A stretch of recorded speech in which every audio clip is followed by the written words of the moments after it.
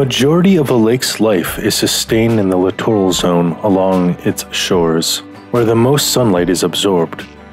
Communities of algae, rooted and floating aquatic plants, snails, clams, insects, crustaceans, amphibians, and fishes interact and become interdependent, forming distinct habitat, which attracts life beyond its boundaries.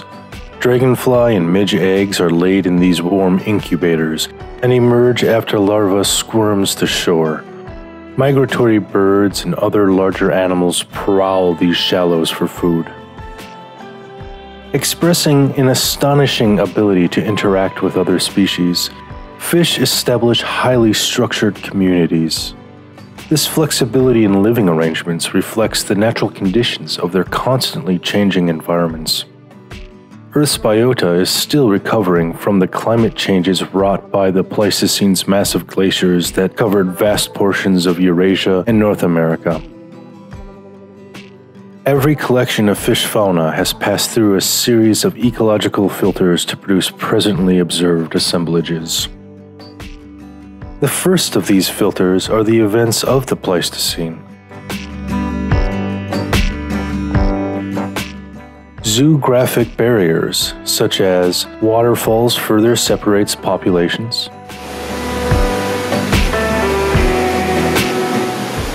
Physiological limits are best illustrated by an example.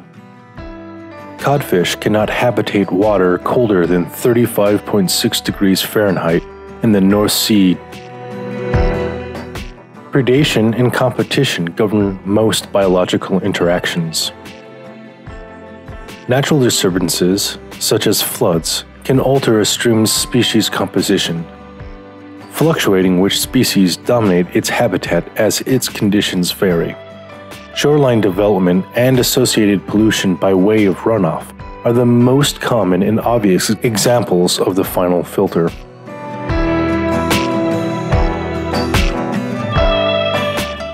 Interspecific aggressive behavior is the most important mechanism that partitions species into different habitats or different diets. Male green sunfish have been observed driving off 18-inch chain pickerel from their nests.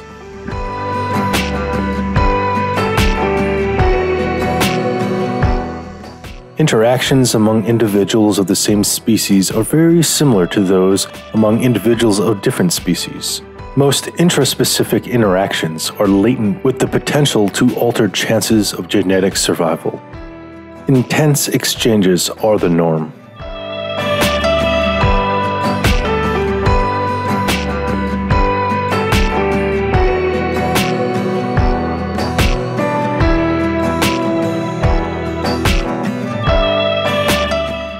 Do predators control populations of their prey? Often, the answer is yes. However, predation is much more complex with fish since, with a few exceptions, they perform a dual role as predator and prey. Planktivorous fishes, if introduced into a lake, can eliminate the larger species of zooplankton, initiating trophic cascade. Prey populations can also control the predators.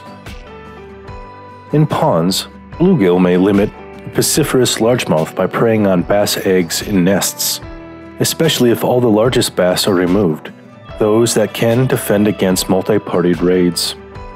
Several behavioral mechanisms are operating on every fish simultaneously. Competition is the demand of more than one organism for the same resource of a particular habitat in excess of available supply. Because two species rarely share ecological requirements, competition also functions as another mechanism for structuring biotic communities. Resource partitioning occurs when similar species segregate resource use as a way to reduce competition. Green sunfish nest in large colonies in waters less than 15.7 inches on gravel with maximum sunlight.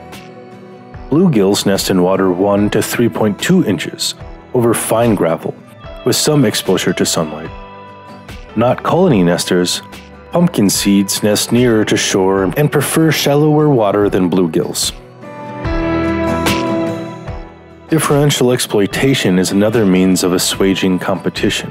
When kept in aquaria, both brown bullhead catfish and pumpkin seed sunfish demonstrate a strong preference for benthic insect larvae over zooplankton. If kept together, pumpkin seeds switch to zooplankton. Optimal foraging theory assumes that maximizing the intake of energy dictates feeding choice. Whenever it takes less effort for bluegill to satiate themselves on zooplankton instead of invertebrates in the littoral plants, fish will switch and move.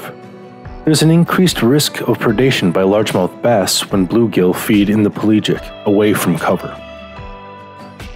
Largemouth bass predation can confine different species of sunfish together into beds of vegetation, forcing competition for already limited supply of invertebrates. Hybridization commonly occurs accidentally, resulting from mixing of sex products when species are in the same area at the same time. Reproductive isolation is usually maintained when hybridization does occur in the wild. Either hybrids are born sterile or have a low survival and/or fertility rate. Sterility seems fairly common in hybrids, such as is the case with the most observed wild cross between bluegill and green sunfishes. Often a male green sunfish will sneak into a bluegill's nest, releasing sperm while the paired bluegill are actively courting. Rare fertile hybrids experience low survival rates. Parent species possess competitive advantage in occupying their respective niches. Success of hybrids occurs in environmental conditions that are intermediate, resulting from human disturbances typically. Crosses between two species of darters are abundant only in portions of northeastern streams that have underwent shoreline development. Hybridization represents profound consequences. Disappearance of species from an ecosystem can result.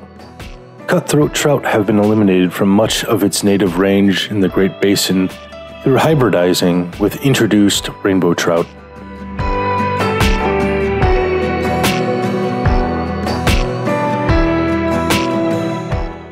Mixing of species can also lead to formation of new species. This concentration of so many hybrids along this preserved shoreline seems the result of overlapping use of scant remaining habitat taken by beaches, docks, fishing piers, removal of riparian land for living room views, and transformation of habitat by invasive cyprinids. Quite a curious petri dish.